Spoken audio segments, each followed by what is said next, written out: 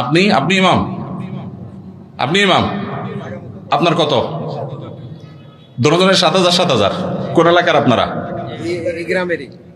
ওনাদের ভাইদের মসজিদ। আপনি কোন মসজিদের ইমাম?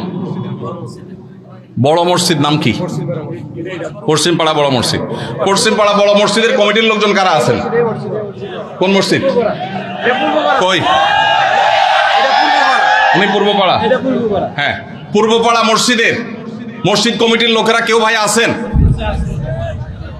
হাত তোলেন, হাত তোলেন, হাত তোলেন, নাহলে আশপাশের লোকজন বাইর করে দিবে কিন্তু। হাত তোলেন।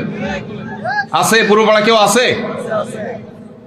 আছে, থাক, আমরা ওনাকে দেখাতে চাই না। আছে, পশ্চিম পাড়ার আছেন? আছেন। আর ইমাম সাহেব নাই? কই কই ভাই ইমাম সাহেব, আপনি কোন পাড়ার? একটু দাঁড়ান, কষ্ট করে একটু দাঁড়ান। কোন গ্রামের ইমাম আপনি? হ্যাঁ, মনোহরপুর। আপনার বেতন কত ভাই? 5,500। এই মনোহরপুরের মসজিদ কমিটির কেউ আছেন? মুসল্লি কেউ আছেন কিনা অন্তত? যারা আছেন হাত তোলেন তো। মুসল্লি কারা? কেউ হাত তুলবে না। কমিটির একজন পাওয়া গেছে? মুসল্লি, আচ্ছা থাক। আর ইমাম সাহেব কে আছেন বলেন? আপনি ইমাম ভাই, আপনার বেতন কত?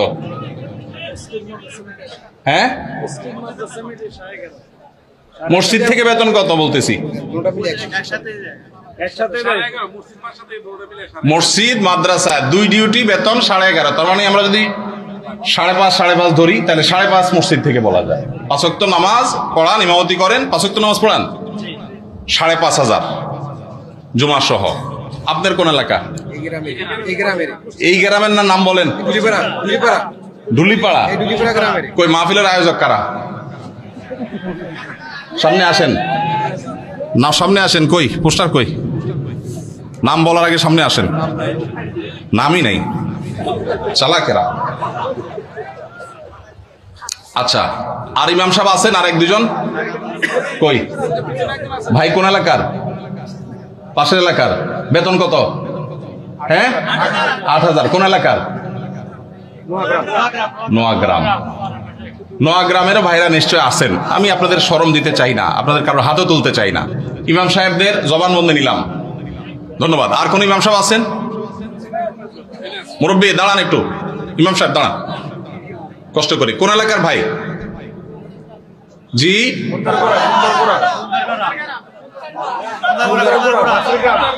এতজন বললে কেমনে বুঝবো?